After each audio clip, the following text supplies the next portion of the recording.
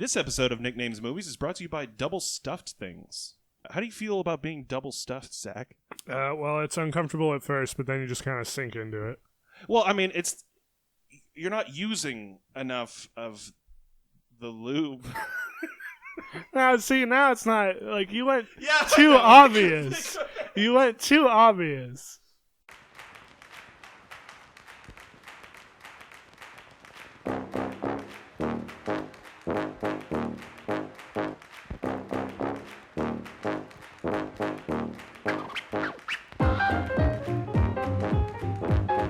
Hello, everyone, and welcome back to Nicknames Movies, episode number 18 for the week of August 25th, 2019. Each and every week, we bring you all the cinema love and keep you informed about what's going on in Hollywood. I am your host, Nick Naming Movies, and alongside me is my co-host, Zach. How's it going? Oh, it's going. You know, a little foggy today in the head. But Foggy? Yeah, foggy. Foggy London. Mm. Foggy London town. Little hazy above the smokestack. Oh, we're Cockney now, are we? Yeah. Yeah, you weren't feeling great yesterday. Yeah, hence the reason why we're recording a little late this weekend. Yeah, but, that's okay.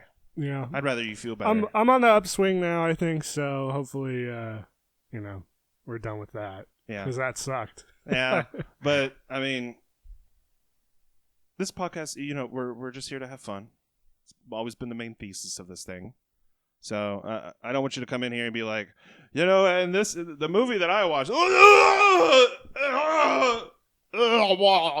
jeez. Yeah, I just wanted to make it as visceral as possible. So yeah, that was pretty bad. Yeah, maybe I won't cut that out. How are you? I'm good. I'm okay. I did something stupid. I think it looks great. Thank you. I got a tattoo on my penis. It looks great. Thank you. As of course everyone knows that we record in the nude. No, I dyed my hair blue. You did. I wanted to do something different. A little pop punk going on. I like it. Here's the thing. Like, when I first dyed it, and I could probably get the picture from my mom, I had to bleach it first, of course. And it didn't get nearly as white as I wanted it to be. Oh, you wanted it a lighter blue. No. I wanted it to be a darker blue, but when we bleached it, it was like a yellow. It was like a wheat gold. Oh. Because I have red underneath all this brown. Right. And so we were like, oh, damn it. So when we put the blue in, because my mom doesn't know what she's doing, even though she bleaches her hair all the time, she's like, no, it'll be fine. And then we put in the first coat, and it's like blue-green. It's like the turquoise. Yeah. And so I was like, okay, you know what? Just put more. Just put put all of it on there. And so it ended up being the dark blue. That's a lot better. I wanted it like kind of blue jean. Yeah, blue. Like Bruce Springsteen blue. Yeah. Working class blue. I wanted to get the boss blue. And so, yeah, it looks a lot better. I like it. Yeah, I like it. It looks good. I once bleached my hair very young and colored it. I've never seen you blonde. No. I was blonde for a short period, however. My mom messed up, and I ended up coming out looking like Billy Idol. Oh, nice. But when I went to school, back then everybody was like invested into Dragon Ball Z, right? Yeah. So this was the same daycare that I've talked about previously where they were all fucking bananas over the Android saga that I got on VHS. Yeah. So when I got there with Billy Idol hair, everybody's like, whoa, you look like a Super Saiyan now. Whoa, that's so crazy. Oh, yeah, White Wedding. Oh, yeah. And then to fix it, I went back and recolored it. Yeah. But I still ended up being like a different shade of blonde. So when I went back the next time, they're like, now you've gone to Super Saiyan 2. Look, this daycare was full of fucking nerds, all right? Did they do the Naruto run everywhere and everything? Oh, no, that's before our time. Yeah. Or after our time. Oh, man. I feel old.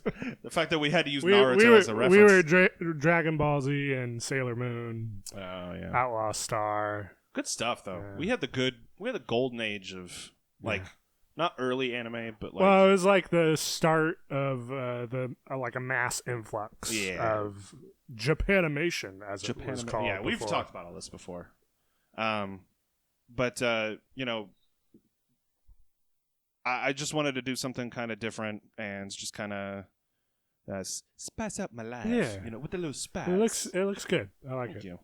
I always want to try something different because this is Nickname's movie. That was a terrible. No, it worked. Was it? You should just no.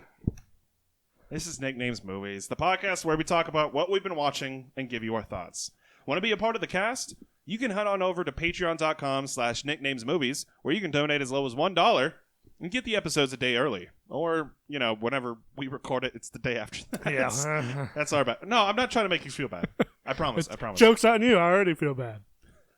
If you don't want to donate, no big deal. Remember, every episode will be live every Sunday on YouTube or your podcast service of choice. You're gonna stop texting me, Mom. I don't even know what she's saying. You can also head on over to tpublic.com/users/nicknamesmovies to find our merch and help represent your favorite new podcasts. There was even a sale this past weekend. I didn't tweet it out. My bad. Yeah, but I picked up a shirt. I'll probably wear it the next time we record. Very nice. It'll be a surprise. But now let's dive into the previews. Let's start with what you've been watching, Zach. What have you been watching? Well, should we preface this by saying that this is going to be a little bit of a different episode? Oh, yeah. So we didn't really have a theme with this week's episode because, some stuff came out, and actually, one of the movies that came out this weekend, I'll talk about whenever we get to me. But yeah, we kind of just want to play loosey-goosey with this one. So it'll be a little bit of a grab bag, as it were, this week. Sure.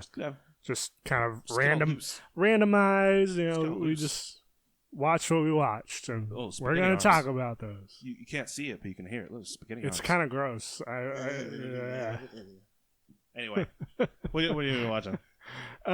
So this week, I started off my week with a rather nice surprise. Previously, I've talked about Harmon Quest. Oh, yeah, it started. Season 3 started out of nowhere. Which, that's the thing about being on Verve. Yeah. The streaming platform. They don't really advertise their shows all that well. No, they don't. And, it was off of somebody else's tweet where they're like, oh, hey, Season 3 of Harmon Quest is up now. You can go watch it on Verve. I'm like, what? Yeah, I was just looking on one of my streaming services and saw that it had popped up, and I was like, oh, cool. Yeah, because I watched the previous seasons. And I was like, oh, okay, I guess I'll watch it. So, so what is Harmon Quest? Harmon Quest, we've talked about it before, but I'll go over it again. Oh, okay. Is basically Dan Harmon is kind Creator of Community. I guess not the lead because they have their DM Spencer. Yeah. That's the lead on this, but basically they run through it. It's not D&D. I believe it's Pathfinder. They are using Pathfinder for a role-playing game, right? Nerd. And they have their own campaign that they're doing. And after they go through it in post, they animate everything that happens. Right. And they have celebrity guests on to help contribute to the story. A live audience. And stuff. Live audiences there, and the animated stuff is cut into the live action bits, so you get a good bit of both. Yeah. And it's just really funny. Yeah, I mean, you've got the creator of Community, you've got, like you said, the comedian guest stars. So you have a lot of humor built into this fantasy setting, and then of course you got the great animation. Yeah, done by Jeff Davis is also on there. Yeah, he's his co-host on their podcast, Harmontown. Yeah. Which I didn't realize until recently when the wife and I started watching some older episodes of Whose Line. He's on the newer iteration of Whose Line. Oh, really? Yeah. Okay. Yeah, with Aisha this is Tyler. The third time we've mentioned Whose Line. Yeah. And oh, it's still on? Oh, okay, cool. Is it what's her name that's still hosting? Aisha Tyler. Aisha Tyler from Archer. Yep. Fantastic. And Friends. She was in Friends. The show Friends? Uh-huh. I don't know. I've been watching Friends. That's what I was watching earlier. She is the girlfriend to Ross at one spoilers? Jeez. He's still dating Rachel. Wow, you're moving through that pretty slowly. Because I have a life. That's season 2. I gotta work. No, I'm on season 3. I'm halfway through. They should be already broken up by then. No, Monica just met Dr. Richard Burke again. So, at the video store. Yeah, that's the episode I'm on. So, taking it easy. I'm taking it slow. I get it. It's 10 seasons, Friends? 9. 9? 9 or 10, yeah. Okay, I still got time. I still got a year.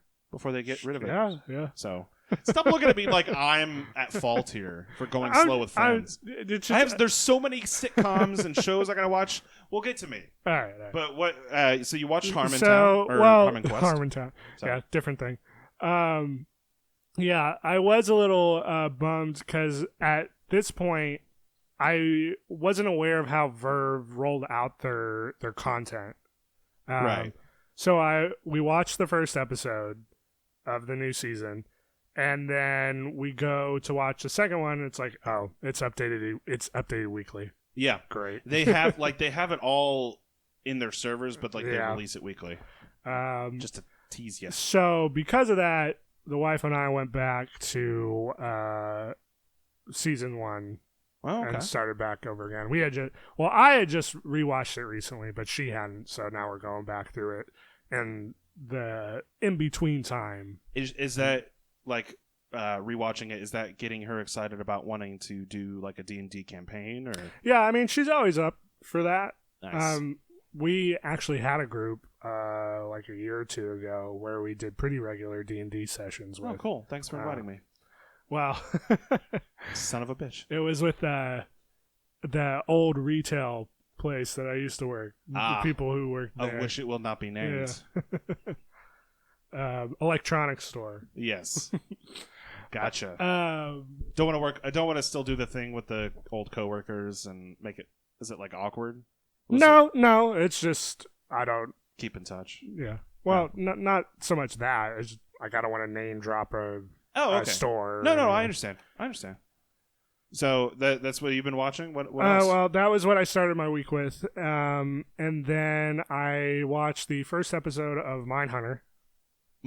Season 2. Yeah. Okay. Do you need to I know it's the same characters. Do you need to watch season 1 to watch season 2? Yes. Damn it.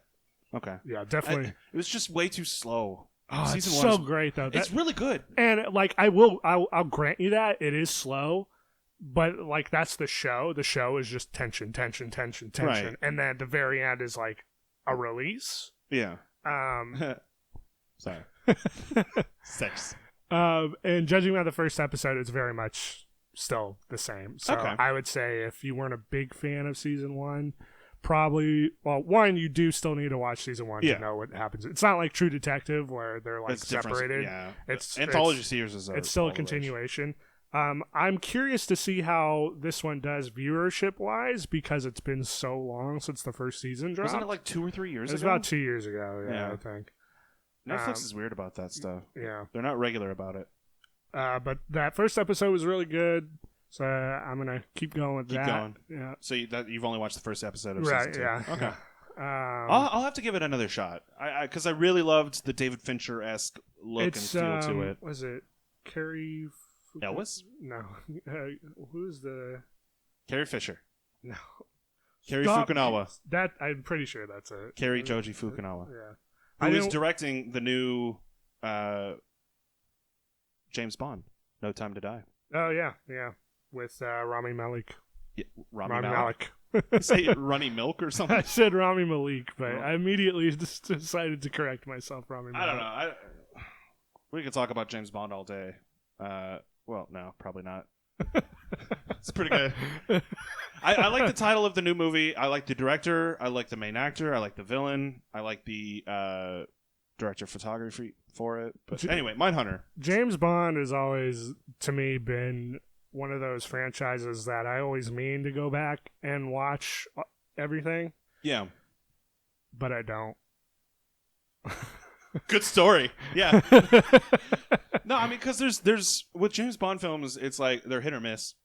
Right. Yeah. It's pretty. I would say uneven in terms of quality. Well, it's because there's so many different factors when it comes to this. I don't want to say eponymous or very famous fictional character that has obvious lasting power when it comes to cinema. It's like I might offend some people here, but my mom doesn't know how to spell the word bukkake. Oh, gross. There's some context in there that I'm not going to put, but Sorry. I'm sorry. Go ahead. What are you texting? That's no. We had a conversation earlier. I don't want to know. Yeah, that's probably best. Fuck. Where did I leave off? Like, I'm showing Zach the text. Look at what she tries to spell it. Like it's an Italian pasta. Why? We were really bored watching Friends and dye my hair. James Bond. Yeah, I might offend some people here, but I was not like a huge fan of Casino Royale, the Daniel Craig. That's one. That's fine. I think it's on par with the earlier Roger Moore and Sean Connery films, which is what people were kind of craving after the Pierce Brosnan, like Die Another Day, Diamond things. Face as the bad guy, rocket cars, and so because of that, like I'm not Octopussy, like in a super big rush to go see any of the other ones. And I wasn't a big fan of Spectre, right? But I mean, they're still continuing with the whole. Like this, every single one of Daniel Craig's James Bond films, narrative. It's one big narrative, which has never really been done in the James Bond franchise. Right. So, I'm interested. Like I said, all the people that are involved, I'm really interested in, because of their past filmography. But we'll have to wait and see. Yeah. It's I think April next year. I could look it up, but I don't want to. Well, there's no time. No time. No time to die. Still a cool title. Very James Bond title. It is. Other than that, I then proceeded to die halfway through the week, I guess. I think that's the word of the day. Yeah. And while I was dying, I watched a few movies. Oh, okay. So I started with Jonathan. That's the name of the movie? That's the name of the movie. It's Ansel Elgort. It's on Netflix. I don't like his name. Ansel Elgort. Ansel Elgort, which sounds like a Greek yogurt that like had to be recalled back in the 80s. Why in the 80s? It could just be now. I don't know. It was before my time. Oh, so. Yes, that does sound like a 80s yogurt name. Yoplait. That's a current yogurt. A current yogurt. Yeah, but it was... Anyway, Ansel Elgort. Yeah, of Baby Driver. Yeah. And Divergent, if you so choose. Well, yeah. I don't. Yeah. I don't so choose. Basically... Jonathan. Ansel Elgort plays this guy named Jonathan. Oh, okay. And he has what amounts to DID, or dissociative identity disorder. Right. However, it's a little different in that it's like actually biological. So they explain it as like biologically there are two people, like two brains in this body. Like artificially, not artificially, like a twin that absorbed another. Kind of, yeah. Okay. Which I don't know if that's an actual thing. That seems like nonsense to me. I don't see two of those things, like both of those things happening and like being the cause of the other. Yeah. You know what I mean? But essentially what it amounts to is he plays like at one point this kind of like straight-laced suit and tie kind of guy, hair combed over. Yeah. Very proper and disciplined. Yes, hello, I'm Ansel Elgort. And then his brother, who shares the same body, is like... Hi, I'm Jonathan. No. Sorry. He's more like a jock, kind of active guy, like go out to bars. And the way the day is split up, and again, I don't know how this would actually work, but straight-laced Jonathan is awake from 7 a.m. to 7 p.m. Okay, very specific. And then other Jonathan, not straight-laced, is awake from 7 p.m. So they even share a name? Like, the personalities? Like, they call one Jonathan and the other's John. Oh, okay. Boo. Yeah. And the jock John is... I love this better than the movie. He's awake from 7 p.m. to 7 a.m. And somewhere in between there, they both need to get at least 4 hours of sleep. They need to. They need to. Because you still, as a body, you need 8 hours of sleep. Right. So they each have to get 4 to add up to 8. But they only have So they only have 8-hour days to themselves. Right. Well, it's a 12-hour day, like technically for each person. So like 7 to 7, and then 7 to 7. That's what I'm saying. So they each have 12 hours in that body, right? And they each have 4 hours of sleep, so 8 hours. Yeah. 8-hour quote unquote day. And then there's like, this movie's weird, man. Is it good? Is it like at the end of the day? Did you go, all right, that was fine? Yeah. I went. That was fine. Okay. It was interesting, different. Yeah. It basically amounts to, like, I can't even say it's Ansel Elgort, like, at his best. Not that, but like flexing his acting chops, because in like those certain roles you'd be like, oh well, he's acting as two different people, which he does, but essentially you're really just seeing life from Jonathan, the straight-laced guy, right, over the course of the movie. And then every evening or morning the other one will record like what happened to them during the day, so if they're approached by that person, that so they like each other. Yeah, they're like they're coexisting. Oh, well, okay. at the start they're coexisting. Weird. And they're kind of trying to help, just their body get through the day. Right. So what's like the conflict of the this conflict movie? Is one of them is, I guess, a little more laissez-faire with the quote-unquote rules that they establish. They have a bunch of rules like you always need to make a video to update. Yeah. You have to do your chores that you're assigned. No relationships, that kind of shit. Weird.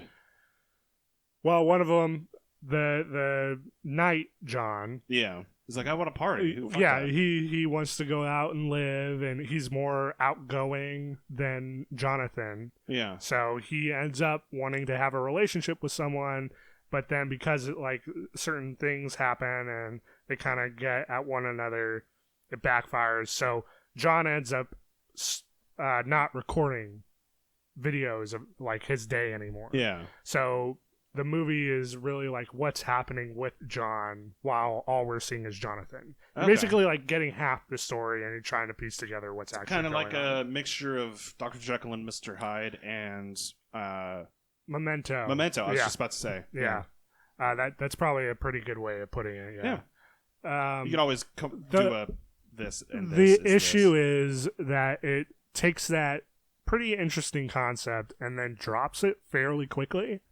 And then it becomes more like sci-fi drama. Laser guns and aliens? No, not that sci-fi. But because like so much of this is like not based in real.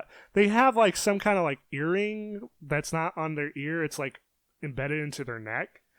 And basically it's designed to keep both personalities properly separated so that they can coexist as opposed to like being one rambling. personality? Yeah, or like they'd be two personalities without it, but then they would like try to override each other. Okay. Like, and there's actually a scene near the end where that does start to happen, and that is actually a really interesting scene and pretty acting cool, wise, because you'll like basically what happens is over the span of like an hour you have Jonathan trying to do one thing and then John trying to do another, and when you see Jonathan, like you're actually seeing what happens, and then when he loses control of the body it cuts to black. Oh, so like an unreliable narrator sort of situation. It cuts to black, and then like a minute later, the picture comes back, and he's in a totally different place, and he's like, "Oh fuck!" Like that's interesting. Yeah, like there are parts of this movie that are really interesting and good, but they kind of lose what makes it interesting in terms of, because they're trying to like show off, oh, like these brothers love each other, they try to make it more emotional, I guess. Yeah, which is fine, but then it just kind of mixes with like the drama and mystery aspect that you established. You lose what you were trying to do with the story. Yeah. Also, Suki Waterhouse, I think. I don't like her. Ditto in Pokemon Detective. Yeah. She's in this. She's not a great actress. She's all right. She's okay, but I feel like... But her whole role is be a person. Yeah. That's her role. She's... I can't remember. Was she a model before she became... I don't know. Hold on. I'm going to actually look that up because it bothers me that the movies that I've seen her in... like she's been the leading lady in a lot of movies, and for some reason, people were okay with her acting. And also, her name is a type of object, I feel. In this, she's fine. Yeah, Like, English model, actress, and entrepreneur. So she's like one of those, whenever you see like a YouTuber try to break big with movies and stuff, and it's very obvious that their acting abilities are not up to par. I mean, that's just me. It just comes off as she's very Generation Z. I haven't seen her in anything other than Detective Pikachu and this. So try watching The Bad Batch. Okay. It's got. Hold on. Actually, you're gonna be amazed by this cast. But in Detective Pikachu, she has like one line. She has one line, but that's very obvious that they put her in that role for that reason. I misspelled it. Way to go, The Bad Bitch. Okay. That is a real movie. It's different though. That would make sense. Of all movie titles, that would make sense. So you got Suki Waterhouse as the main character. You have Jason Momoa. You have Keanu Reeves playing the character named The Dream. Oh. You have Jim Carrey playing Hermit. This is an interesting cast. Giovanni Ribisi being Giovanni Ribisi. You've got Diego Luna, who you may know from Rogue One. Rogue One, yeah. And then you've got a whole bunch of other, like, you've got mostly models and stuff as the side characters. When did this come out? 2016. Oh, okay. It was straight to DVD.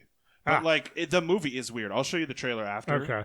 But it's think Mad Max, if it was a has like a 1980s aesthetic with like a lot of neon in it.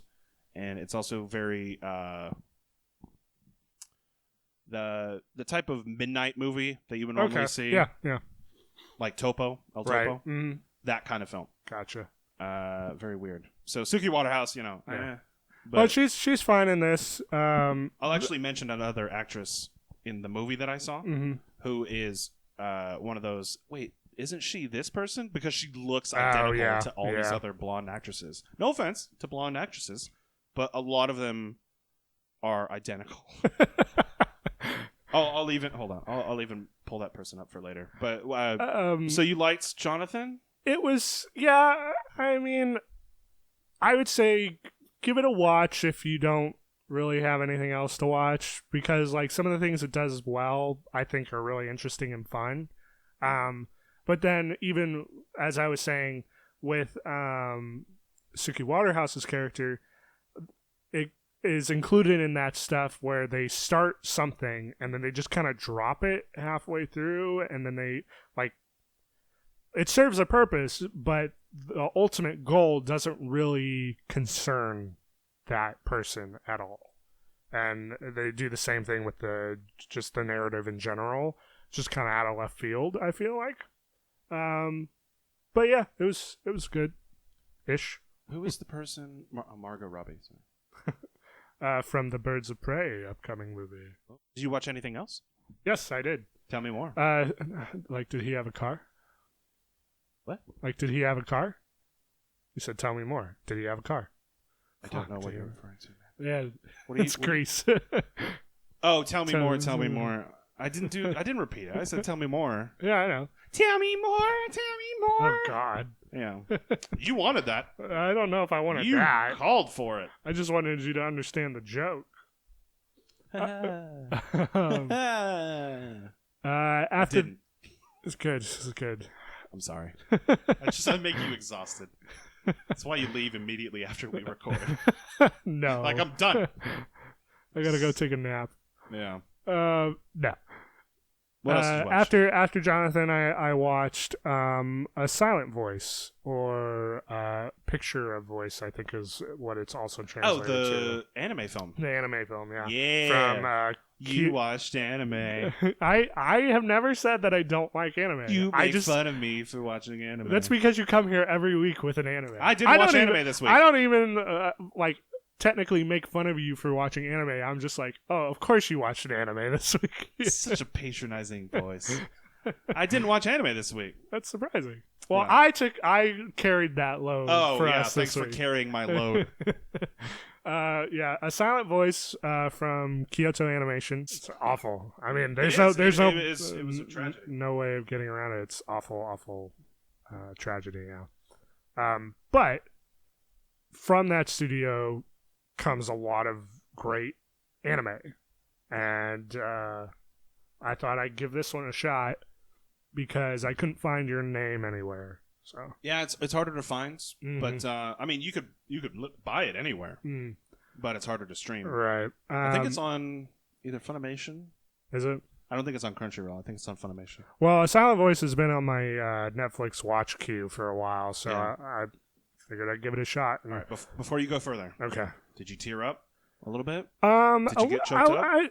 I wouldn't say I like cried or anything, but yeah, it was like there were some emotional moments in there. All right. I mean, from a critical standpoint, thank you. I appreciate your opinion, but you're a heartless monster. Well, okay, so here's what I was gonna lead into with that is, I think like in certain things it will get me the like the emotional narrative will get me because it's like really heart-wrenching. Yeah. And this, I found myself more emotional at the positive strides characters take. Right. You know, because this film is hard in a sense, like the subject matter is pretty heavy. Mm-hmm. So when it gets to that low, it kind of drains you a little bit. But then when they bounce back up to, like get over, not get over, but like overcome the adversity, it's more affecting. And I felt like that was what got me more than say like this character is dying. That's not something that happens in the movie, but like fucking Air, the anime TV show Air. I don't know if you watched that. I didn't know. Yeah. That's one of those ones where like it's sad because it's sad. Like the situation these characters find themselves in is supposed to make you feel shitty. Yeah. Because it's a Having shitty a great situation. Day. Air, watch Air. Yeah. Even if they kind of try to bookend that with like, but it's hopeful. Yeah. Like, well, The no, characters but I grow. still feel like crap right now because they went through an awful situation.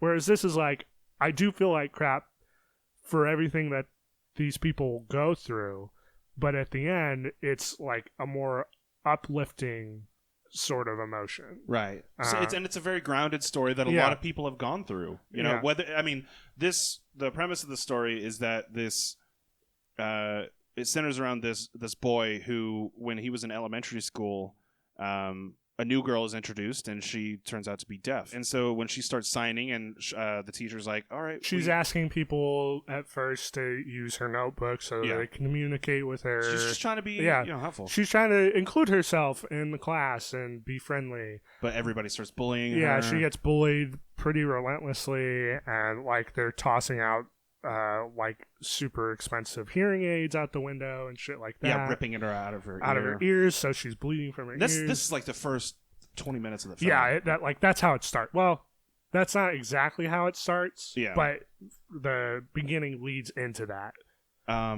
Whereas the way it actually starts is the boy. Mm-hmm. You see him as older, and he's preparing to kill himself. Yeah. He's selling all his shit. He's giving money to his mom, that kind of stuff. And I then love the scene after that. Yeah. In real time. Mm-hmm, yeah. Chronologically. And then he's kind of what's the word? Like remembering or recollecting? I guess. Yeah. Recollecting the past and what has led him to this, and then it leads into him meeting this new girl who's deaf and bullying her, and then she transfers out, and because of that, the faculty is like, hey, her mom has said she's been bullied pretty badly. Has anyone seen her getting bullied? And everybody kind of sort of folds on the boy. Yeah, they all blame him. And they end up ostracizing him, and he ends up going all the way through junior high kind of being alone.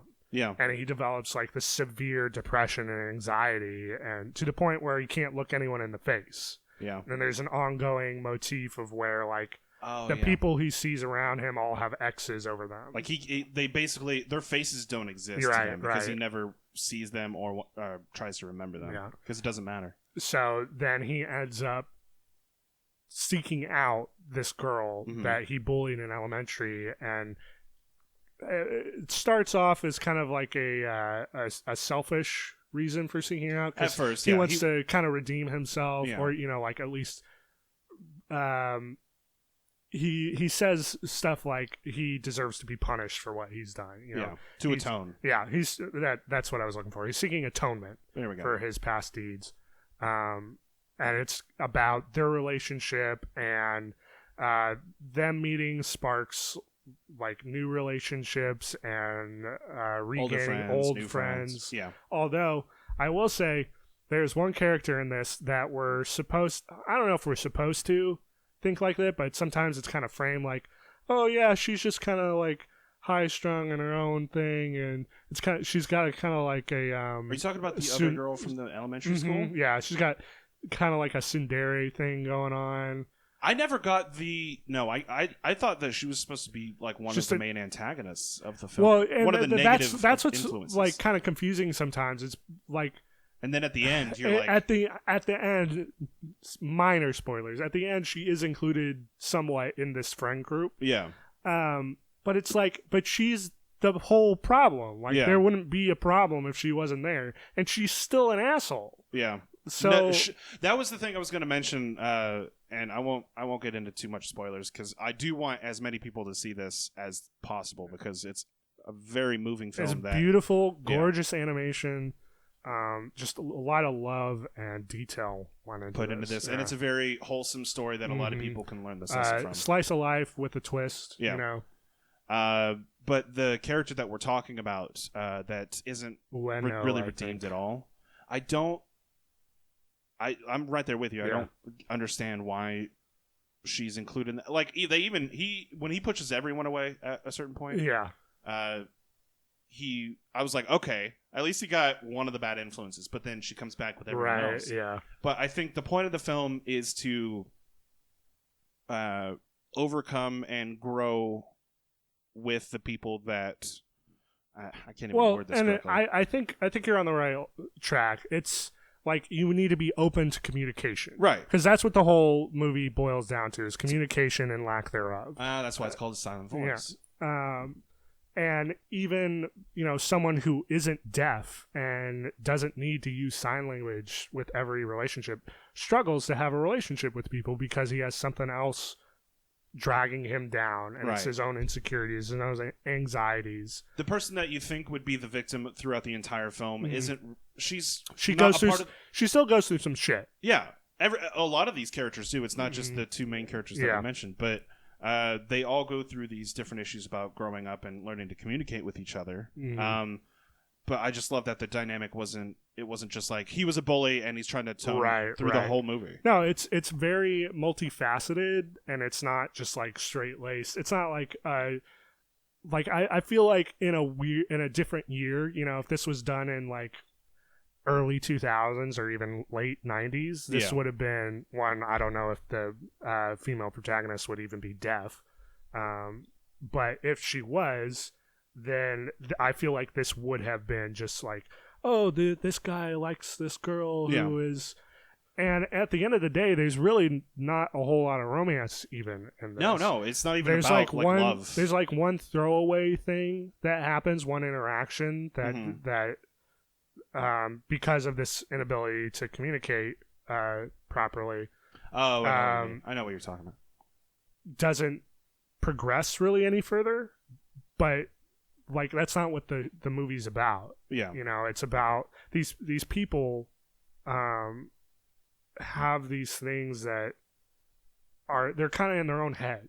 There's a lot of like self-blame and self-destruction in this, and I think by the end of it, there's this, the ending is really beautiful too.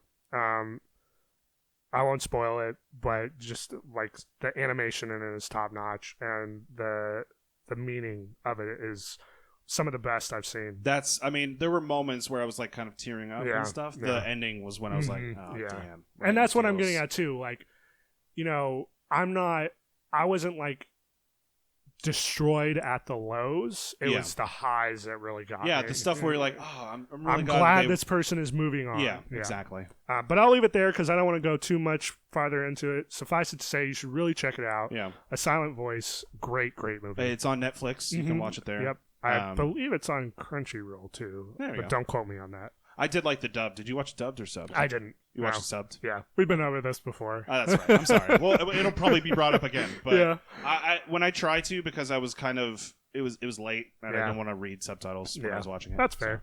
And it's kind of long, too. It's a little over 2 hours. Yeah, it's a longer film. Yeah. But every minute it's so full of purpose. Like, I don't feel like there's any part of it that could have been cut or left out because all of it was meaningful. Needed, really. Yeah. And then the last thing I watched in my haze, my stupor, was Godzilla King of Monsters. I finally got around to watching the sequel to the 2014 Godzilla. Yes. All right. Have we talked about this before? You had seen it in theaters. Yes. From Michael Dougherty. Yes, the director of Trick or Treat. Yeah. And who also worked on Lone Sausage Productions, who did Dr. Tran. Oh, really? Yeah. That's funny. I didn't know that. Yeah.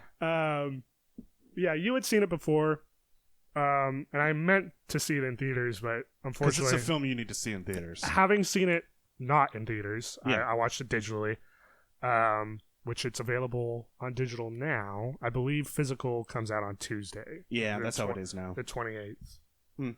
Wait. Yeah, today's the 25th.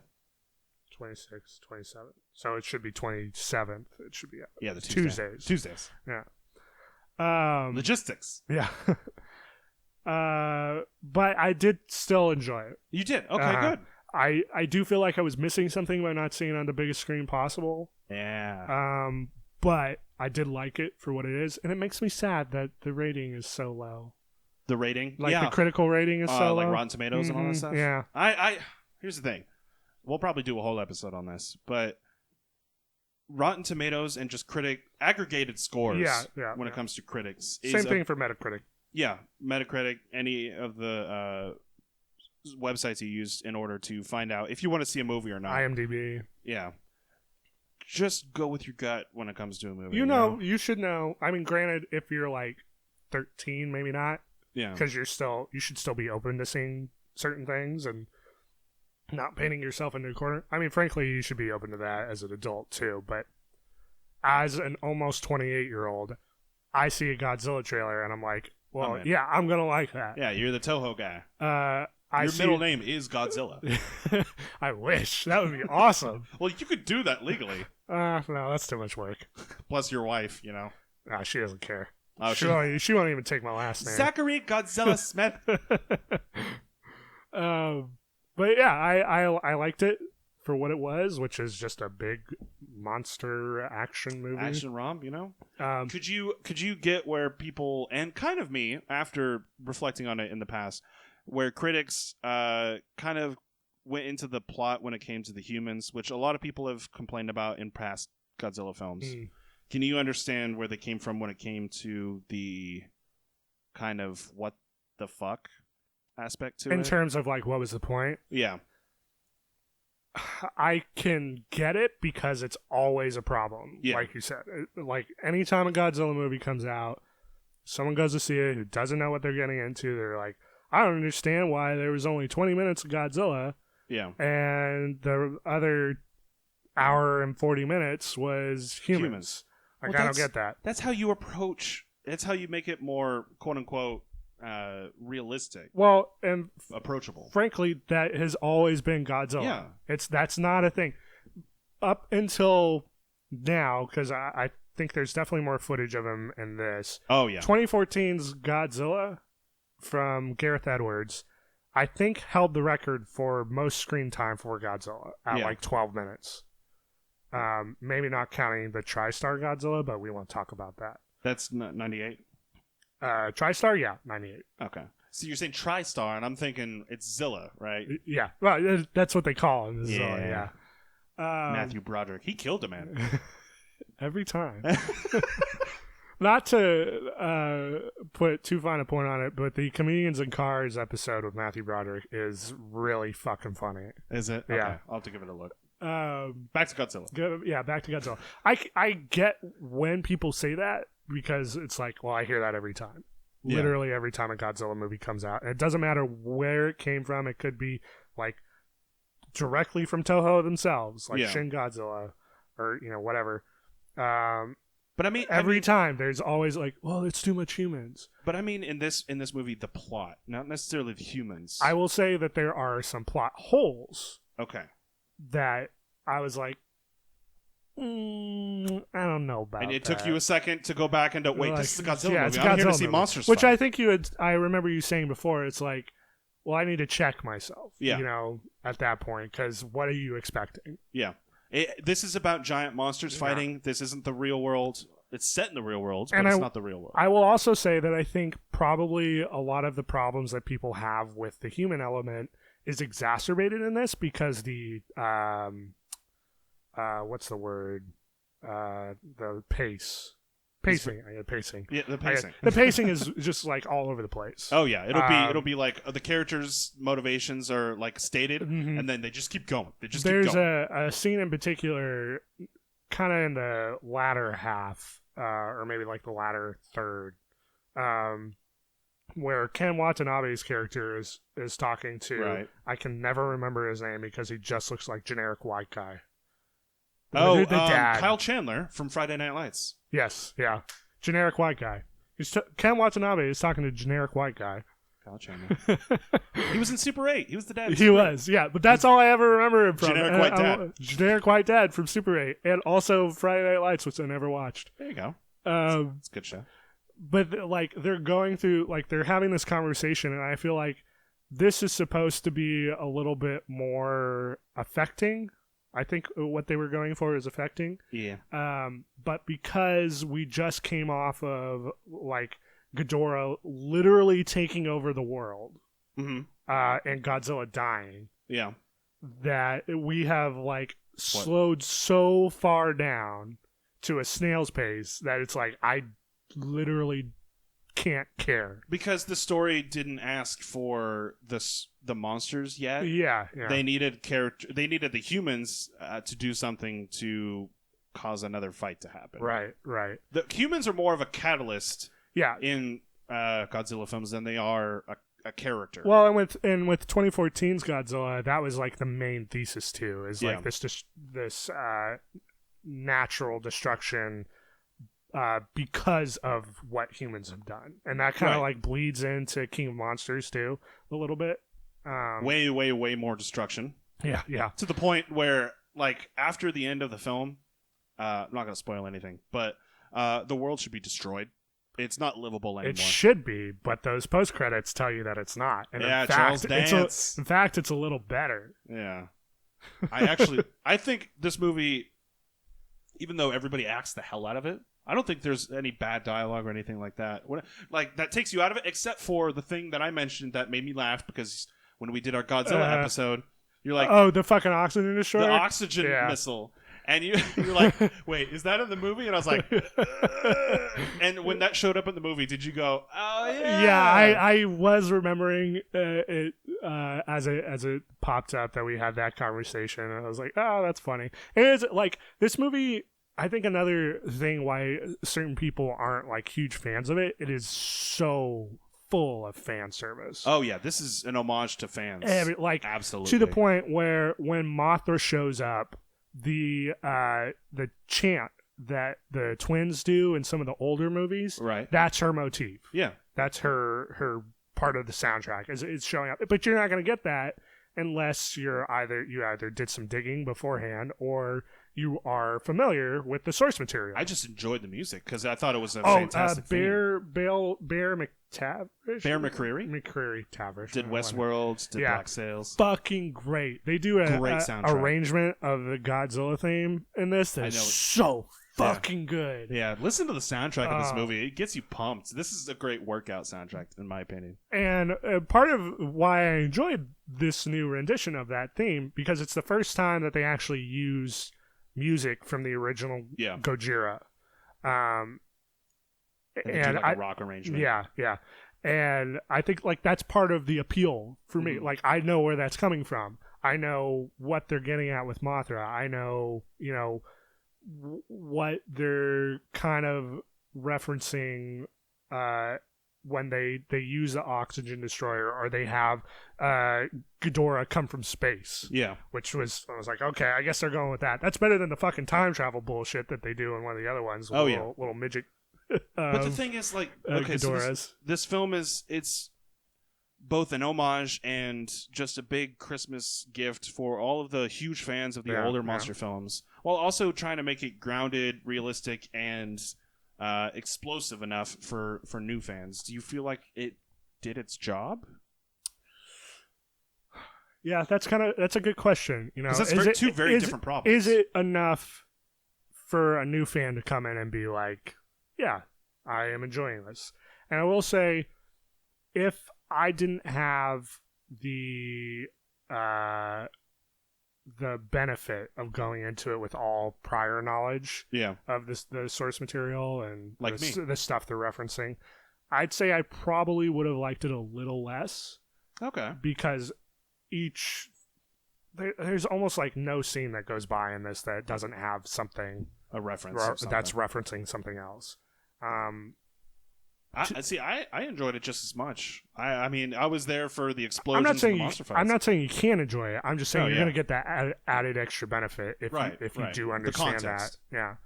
I will say I wasn't a huge fan of Vera Farmiga in this. I feel like she's just acting the same. It's been out everything. It's been out for a little while.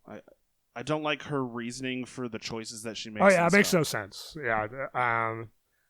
Anytime that's the plot for a character doing that, right? Like sense. You could have, like, you don't need your child to point out that what you're doing is fucked up, right? Which she does. Yeah. And I don't like that Millie Bobby Brown, who is just hey, dollar signs because Stranger Things. Well, I actually read up a little bit about it, and apparently when they were in pre-production for all the slides and whatnot, they would use her face as a reference for the kid.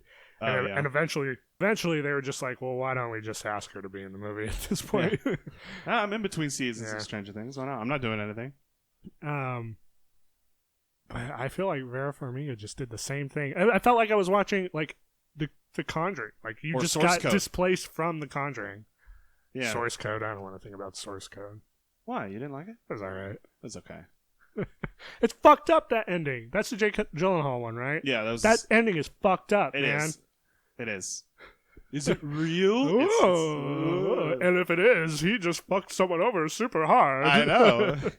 Doesn't matter. This is your hero. Yep. I never saw Moon. I feel like I need to. Which one? Moon. Yeah. Oh, dude, I highly recommend that. Yeah. That's. I always said good. I always heard good things.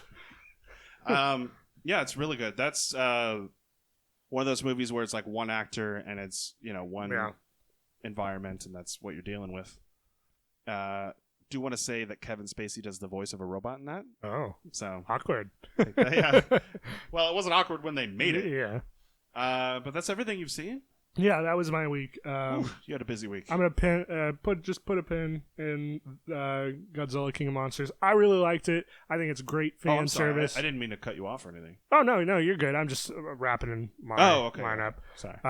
But yeah, great fan service. I really enjoyed it, despite some like little nitpicky things here and there. Yeah. I will also say the Oxygen Destroyer is not a fucking bomb. Yeah. It's like a Alka-Seltzer tablet. Basically. I thought it was a big old Tums. Well, in the original it is. In this, it's more of a bomb. There's like a huge explosion. Yeah. It's got to be more bombastic, all right? But like part of the appeal of the original is like, well, we can't actually make a bomb, so we'll just have like these intercut, like spliced scenes of fish bones. It was the 60s. It was so good, though, and dumb.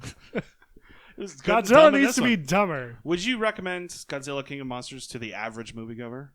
As long as you know what you're going into in terms of like it's basically just an action movie with a lot of human set pieces. Right. Yeah, I think you'll enjoy it.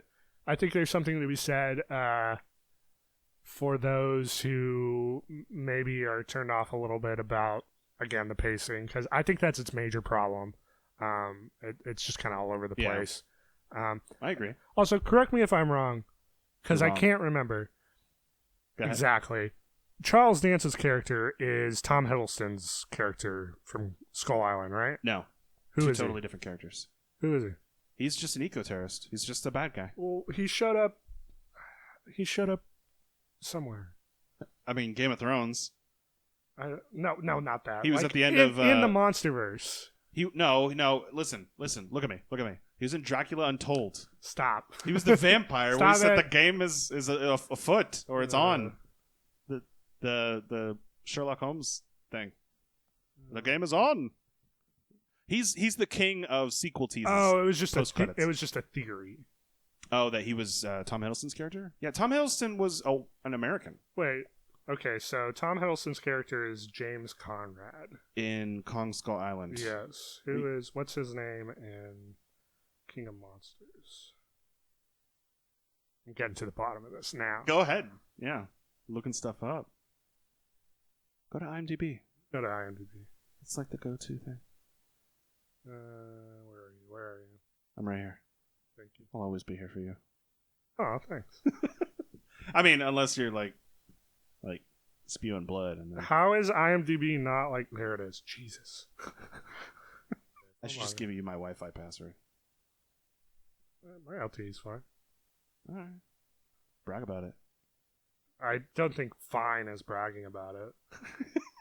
It was the undertone. Fine. It was the subcontext. Oh yeah, definitely. Alan Jonah is his name, and okay, yeah, so totally different. All right, it's a dumb theory, but I think I must have seen like, oh, this is a theory, and then just like put that away in my mind, and then when I saw him show up, they even call him like a former British like expatriate or something like that. I don't know.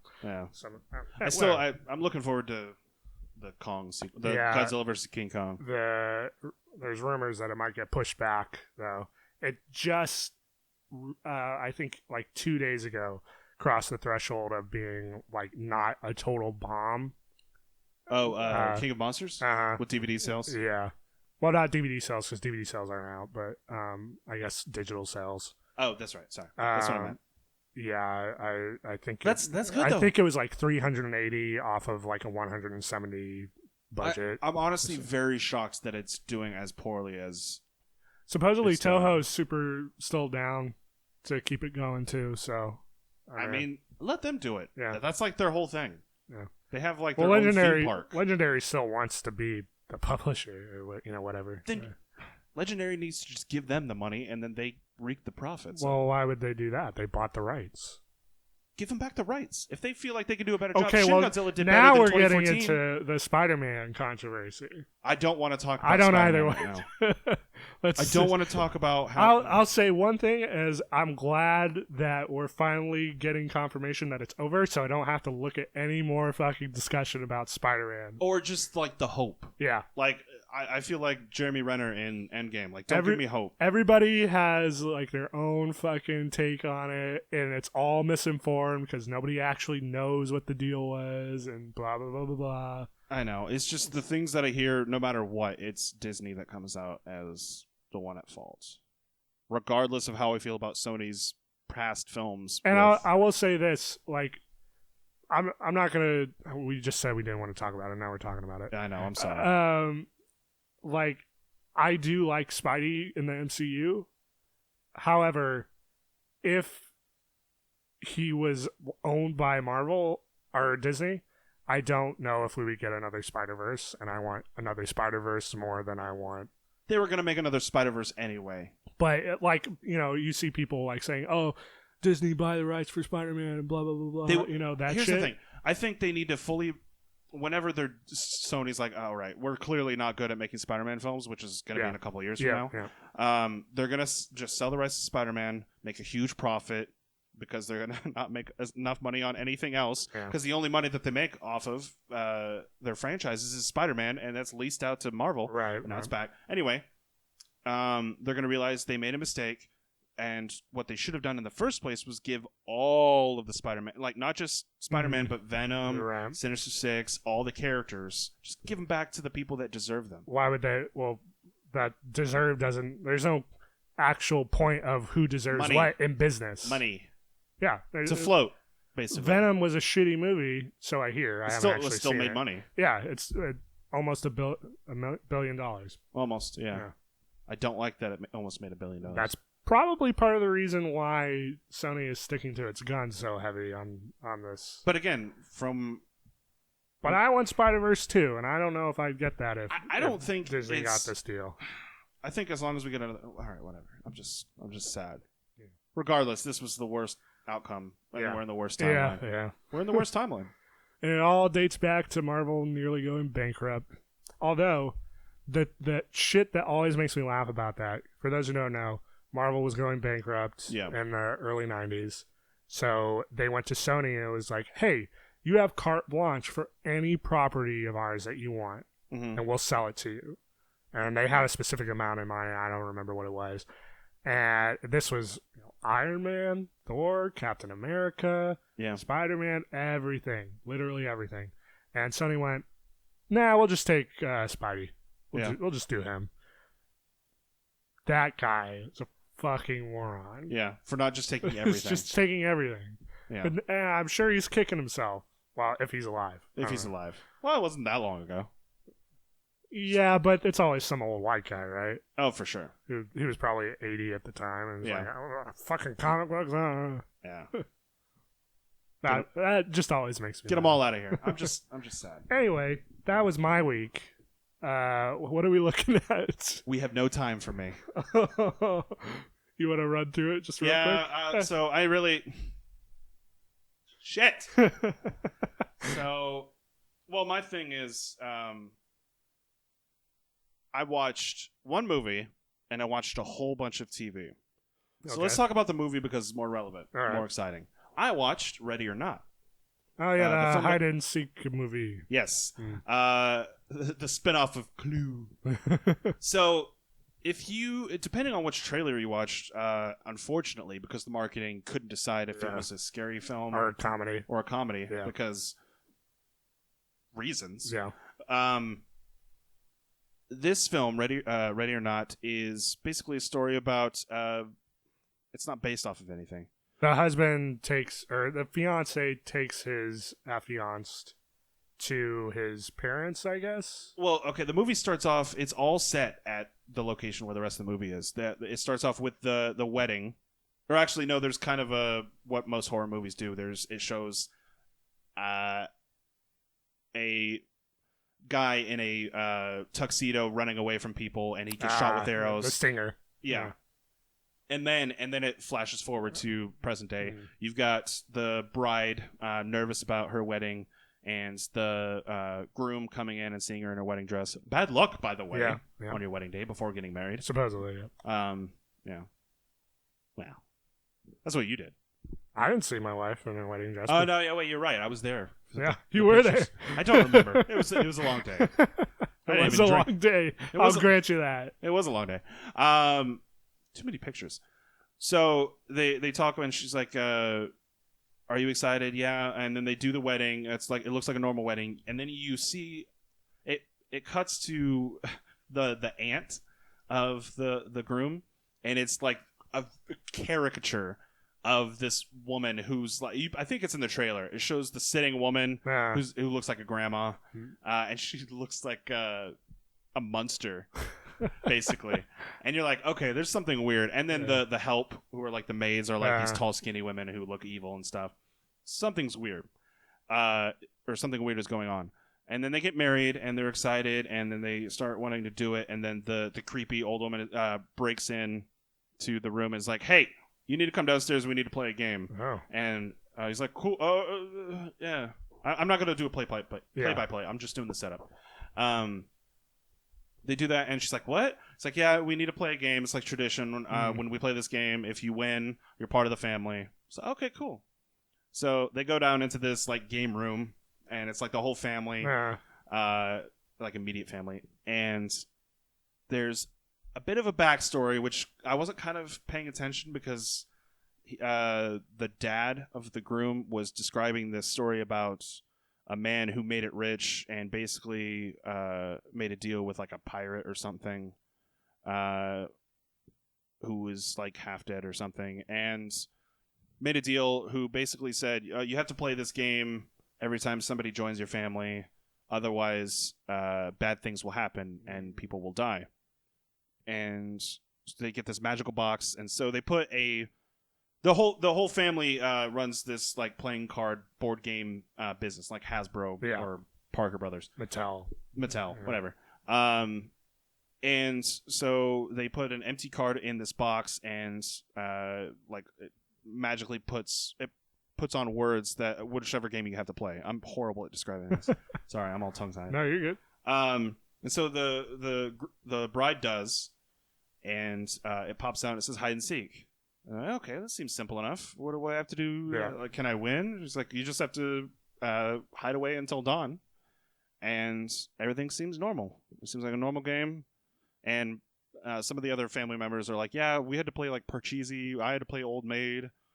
But apparently, it's when you play hide and seek where there's a sacrifice that has to be made in order for the family to continue to be successful. Gotcha. Otherwise, bad things happen. When I say that, there's a huge twist. Okay, this is a twisty film.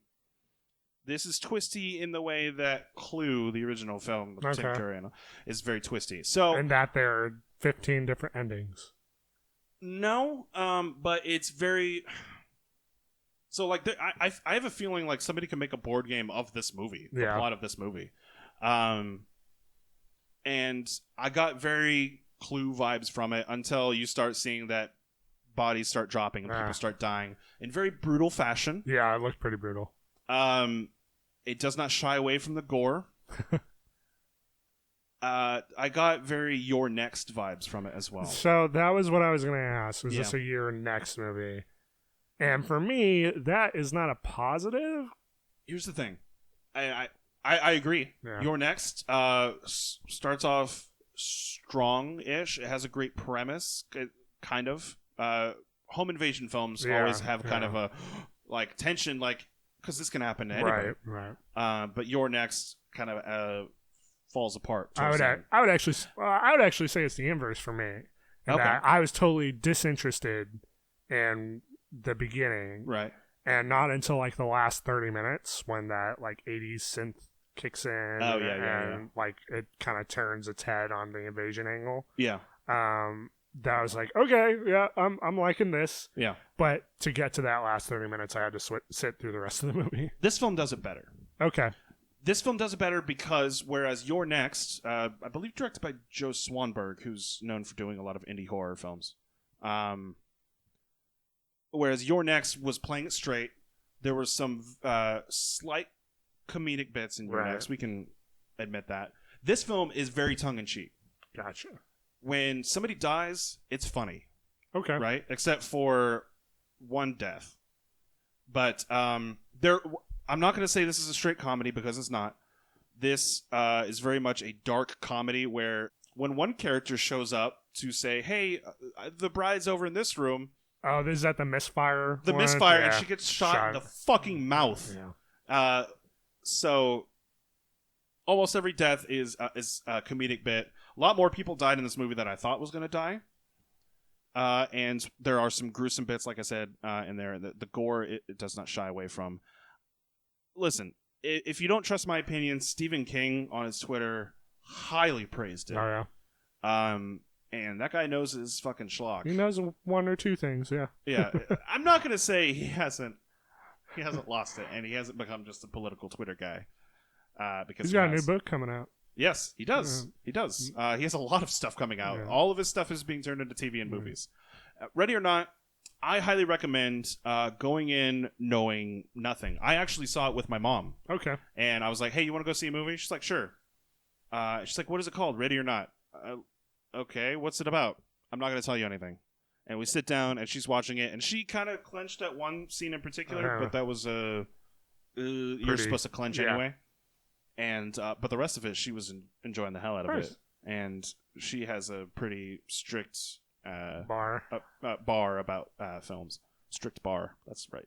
High bar. High bar. Yeah. Strict high bar. Strict high bar. That sounds like a beer or something. Strict high bar. Strict high bar. Now with only 8 calories. 80% hops. Oh, it's almost all hops. I recommend it. I recommend Ready or Not.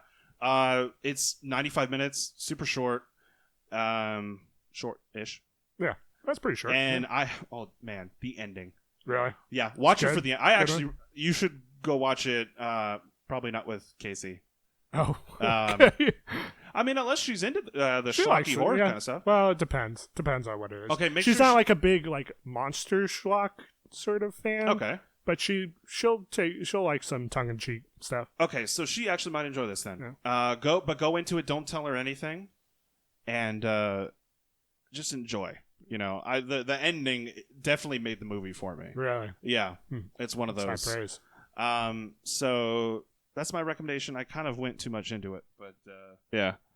And then I want to talk a little bit about the other stuff that I watched, and then we can wrap up. So I was like, okay, I watched the movie, and I kind of been watching the same thing over and over again. Friends, other stuff. But so I got into Asian romantic comedies. Interesting. Are you about to tell me that you watched Terrace House? I watched what? Terrace House? I guess not. It's like a Big Brother in Japan sort of thing, but without the competition. No, I've never heard of this. Really? Oh, you should watch it. It's funny. Sounds like you're saying Tarantula House. Terrace House. Terrace House? Yeah. Terrace House. Terrace House? Well, yeah, it depends on how you pronounce it, but yeah.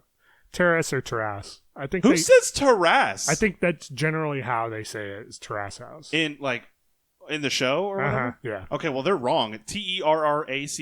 I'm aware of the word. I'm just telling you how it's generally pronounced. Well, they're wrong because English is it's not their language. Yeah, I know. So fine. So I won't get into it. I'm probably going to get into it next episode. Yeah. You know what?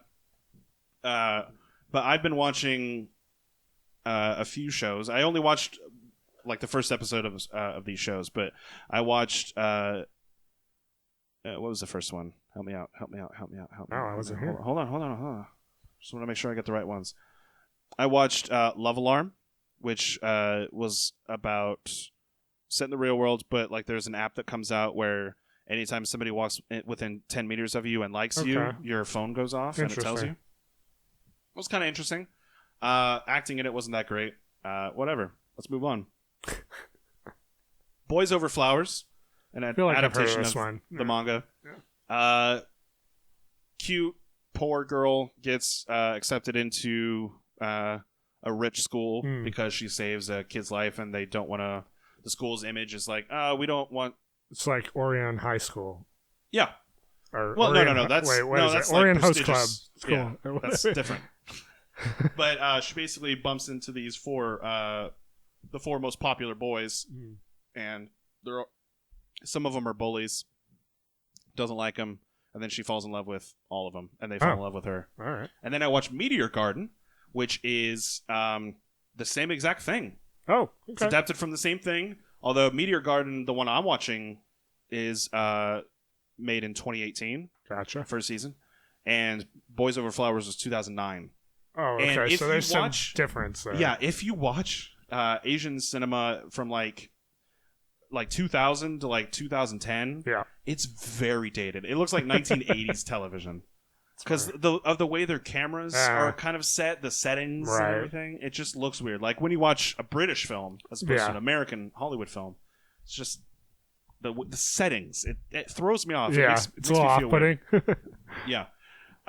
So I watched that. Meteor Garden's actually not that bad. I might continue watching it. Oh, no. 49 episodes. Holy shit. Yeah, they did 2 episodes a week. Oh my god. Over a year. That's crazy. Yeah, but I like the acting in it far better than Boys Over Flowers, so I might keep watching that. And then I have like 5 other shows on my queue.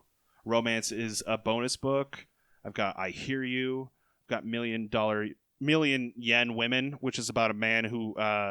women start coming into his apartment, paying him $1 million yen a month for rent, and they're basically hiding from people. Interesting. And he lives with like four women, and so he goes on adventures with them. It's like a harem anime, but dystopian. Yeah. And then Abyss, Till Death Do Us Part. There's a lot of them on here. All right, there's a lot of. You've watched all these? No. These, the ones I mentioned after. Those are the ones you watched. Yeah. I thought you were saying you watched like an episode of all these. I'm like, fuck, dude. Strong Girl Bong Soon, which is a girl who has super strength, falls in love with a guy. Pretty good stuff. I mean, there's a lot of good stuff. Why I started doing this was because I kept trying to watch Wu Assassins. I got 3 episodes in. You were talking about that last week. I did. I finally realized it's bad. It's just a bad show. Bummer. It's because the action choreography is fantastic. The action when it finally gets there is fun to watch, but it's such a slog to get there. Like, the story is so badly paced, written, acted. Like, you've got good actors in there, but they're just doing horribly. It's like a straight to DVD early 2000s, I don't know, bad movie. So I don't recommend Wu Assassins anymore, even if I maybe did last You want week. to, but you can't. I know, because I want Iko Uwe, the main character in Wu Assassins, to like break out in Hollywood, because he was in a Fast and Furious movie. He was in The Raid, Raid 2. It's like the 10th time we've mentioned The Raid in our podcast, but yeah, don't recommend that. Recommend all the Asian romantic comedies, even though the acting is very different to American cinema. Ham-fisted? Yeah, it's very cheesy because the whole culture, at least in South Korea and Japan and China, is very anime influenced. Like, I love how they had cinema before they had anime, but now anime has kind of overcome and developed and kind of intertwined into so where everyone's acting all cartoony. Right. But yeah, so like the beginning of the very first episode of Meteor Garden, the girl. It's like, I never thought my year would start off like this, and it's like a pan around. Does she have toast in her mouth? No, but she is she's kicking one of the bullies in the face, and it's like a pan around, slow down still image shot, kind of one of those things. And I was like, okay, I'm interested. I'm peaked. So I wanted to have more time for this, but thanks. Thanks, Zach. Sorry. It's okay. I still love you. I'll probably get more into it because I'll have watched more this week. Yeah. Maybe. What do you recommend, Zach? What do I recommend? I recommend Meteor Garden for those that. I'm gonna recommend Mindhunter. Mindhunter? Yeah. It's a good show. Yeah. Really well made. It's very dark. It is incredibly. Sure. Yeah. But if you like David Fincher stuff like Seven or Zodiac, I guess. Yeah. Yeah. The game. The David Fincher stuff set in the real world. Yeah. That's not the alien and stuff. Yeah, that's a good call. Yeah. Okay. Cool. Great recommendations. You want to talk to the fine folks at home a little bit about what to look forward to? Very good call. Yes, episodes? Thank you for bringing that up. So we're on episode 18. Yes. Wow, I never thought we would last this long. And here we are. Yes. Thanks for coming. Thanks for having me.